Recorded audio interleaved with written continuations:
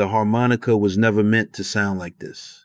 It was a small, cheap instrument, something you could fit in your pocket, something nobody expected to change music. But one night in Chicago, it did. Through a guitar amplifier, that sound cut through smoke-filled clubs and spilled into the streets. People danced outside storefronts. Windows were left open. A city stopped to listen. This was not a singer chasing fame. This was a musician bending breath into electricity. In the early 1,950 seconds, that sound climbed to the top of the charts.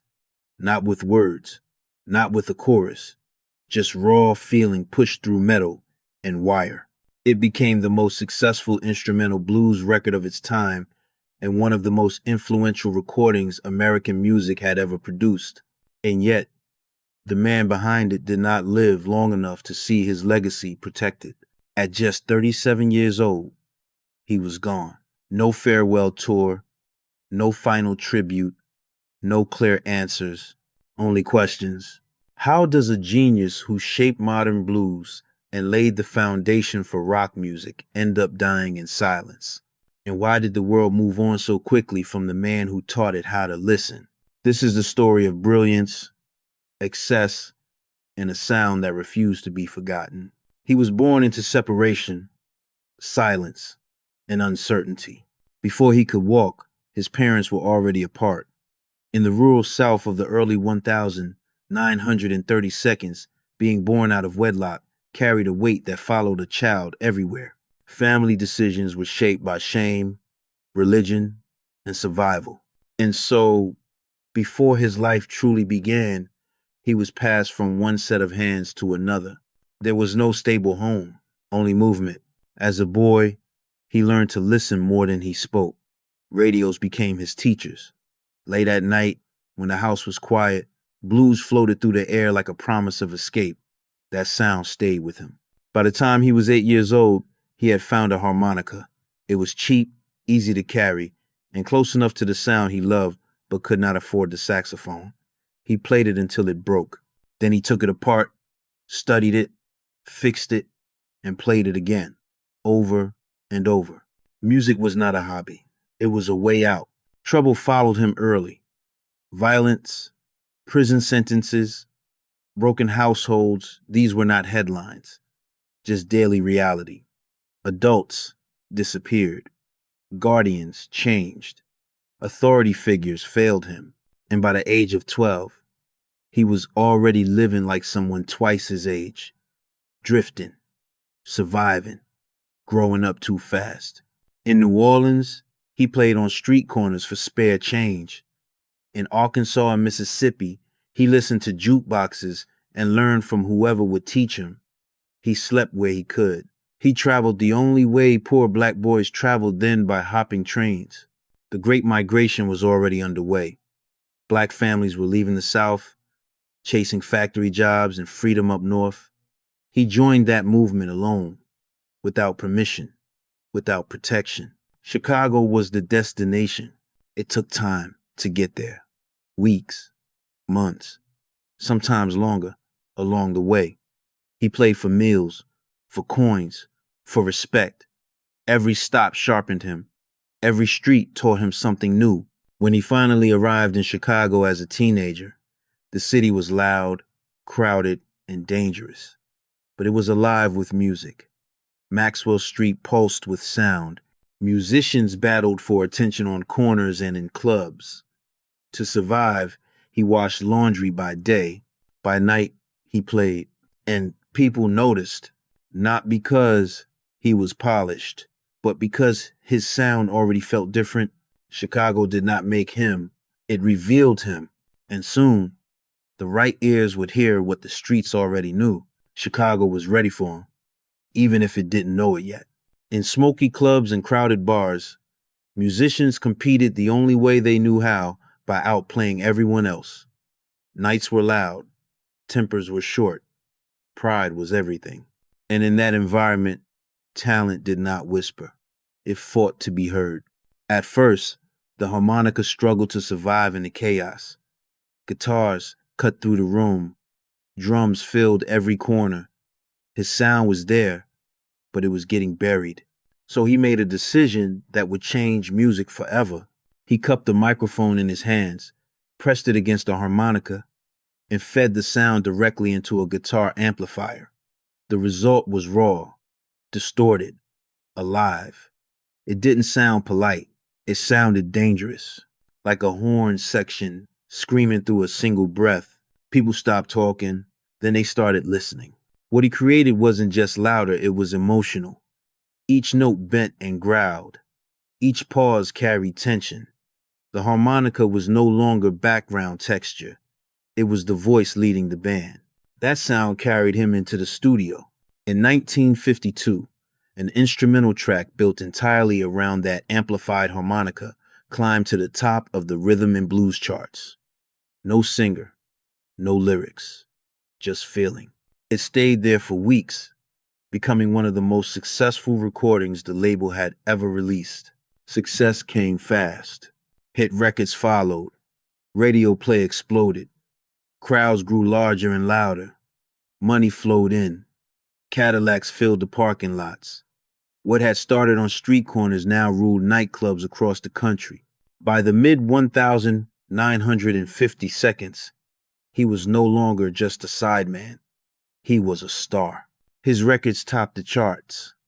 His name was known far beyond Chicago. Other musicians studied his phrasing, his tone, his timing. Younger players copied his style, note for note. Across the Atlantic, rock musicians were listening closely, learning from a sound born in Black American neighborhoods. On stage, he moved with confidence. Off stage, he lived fast. Fame fed his appetite for excess. The attention, the women, the cash, it all arrived at once. And no one told him how to slow down. For a moment, it felt like nothing could touch him. The music was selling, the clubs were packed, the sound he created was spreading around the world. But the same intensity that fueled his genius was quietly laying the groundwork for his collapse. Because at the peak of that success, something else was growing beneath the surface, and it would soon demand its price. Success did not calm him. It accelerated everything. As the record sold and the crowds grew larger, the chaos followed him off stage. Nights blurred together. Arguments turned into fights. Alcohol stopped being a companion and became a crutch. Then came stronger substances, harder habits, and longer disappearances. The same fire that made his music dangerous made his life unstable. Band members came and went. Some left quietly. Others left angry. Money became a constant source of tension. Trust eroded. And with each departure, the circle around him grew smaller. Violence became routine. There were street fights, club fights, confrontations with strangers who wanted to test him. Police encounters were frequent, especially on the road in the South. Beatings left scars that cameras later captured in still photographs. Injuries piled up, one after another, each one harder to recover from than the last. His body remembered every blow. By the late 1950 seconds, the music industry was changing. Blues was no longer driving youth culture. Rock and roll and pop were reshaping the charts. New stars emerged. The spotlight shifted. And suddenly, the sound that once ruled radio felt old to the industry. Record sales slowed. Bookings declined. The money that once flowed freely became unpredictable. The confidence that carried him through packed clubs started to crack. Depression settled in quietly, masked by bravado and drink. On stage, something was different. He missed notes. His timing slipped. The breath that once commanded amplifiers struggled to hold steady. Fans noticed. Musicians noticed. He noticed too, and that realization hurt more than any punch. He tried to keep going. He always did. Even after car accidents. Even after hospital visits. Even when doctors warned him that his body could not take much more. But he did not know how to stop. The music that once saved him could no longer protect him from himself. By his mid-30s, He looked far older than his years. Years of abuse had aged him fast. The energy was gone. The edge remained, but it cut inward now. Friends watched him unravel. Some tried to help, others stepped away. And as the world moved on to newer sounds, he was left fighting battles no audience could hear. The fall was not sudden. It was slow, relentless, and painfully public. What remained was a man carrying damage, physical, emotional, and spiritual, into a future that no longer made room for him. And the final chapter was approaching. By the early 1960 seconds, the sound that once defined American blues was no longer in fashion at home. Radio moved on. Record labels chased younger audiences. Blues, the music that carried the weight of migration, labor, and survival, was quietly pushed aside.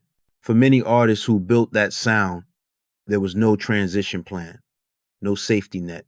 In the United States, clubs closed their doors, bookings dried up, respect remained, but opportunity did not.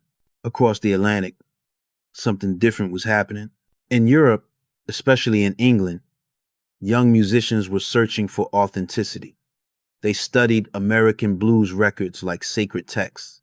They learned every phrase, every bend, every pause. And when the chance came to see the music performed live, they treated it like history arriving in real time. Suddenly, the same artist struggling to book shows in Chicago was welcomed overseas. European audiences listened differently. They sat closer. They paid attention. They treated the blues not as outdated entertainment, but as cultural inheritance. Tours offered financial relief, but they also exposed a painful contrast. Abroad, he was celebrated. At home, he was forgotten. But distance did not cure his problems. Alcohol followed him across borders. So did conflict. Performances were inconsistent. Some nights were brilliant. Others collapsed under the weight of excess. Promoters grew cautious. Relationships strained. He did not feel understood. In interviews, he spoke of frustration, of feeling unappreciated, of believing the world had taken his sound and left him behind. That resentment grew heavier with each passing year. America had taught the world how to hear the blues. The world, in turn, reminded America of what it had ignored. This pattern would repeat itself for decades. Black innovators creating culture, global audiences embracing it, and recognition arriving too late. By the time the United States began to look back with nostalgia and reverence, the man who helped define the sound was already fading, not erased, but distant. And when the music finally slowed, what remained was not bitterness, but a legacy waiting to be acknowledged. When he died, there were no headlines celebrating a pioneer. There was no grand farewell, no national reflection, no moment where the country stopped to acknowledge what had been lost. His grave remained unmarked for years, while the sound he created continued to travel the world without his name attached to it. That is how history often treats its innovators. Long after his passing, musicians began to speak more openly about where their sound came from. Scholars traced the roots. Fans dug deeper. Slowly, recognition arrived, not as applause, but as understanding. His recordings were preserved. His most influential work was inducted into halls of fame. Lists were written. Documentaries followed. Films introduced his story to new generations who had never walked the streets where that sound was born. But legacy is not just about awards. It lives in every harmonica player who cups a microphone, in every guitarist who bends a note and waits for it to cry back, in every rock band that built global fame on a foundation laid in Black American neighborhoods. He was not a saint. He was not a victim. He was a human being gifted, flawed, and unprotected in an industry that consumed talent without teaching survival. His story is not just about music. It is about what happens when brilliance arrives faster than guidance, when success outpaces stability, when a culture celebrates the sound but neglects the source. Some stories do not end with redemption. They end with responsibility hours. To remember correctly, to give credit honestly, to protect the artists who come next. If this story stayed with you, take a moment to reflect on what it asks of us. Not applause, not pity, just recognition. And if his music ever made you feel something, if it ever stopped you in your tracks, share that moment below. We read every comment. Some legacies fade quietly. Others keep playing long after the room has gone silent.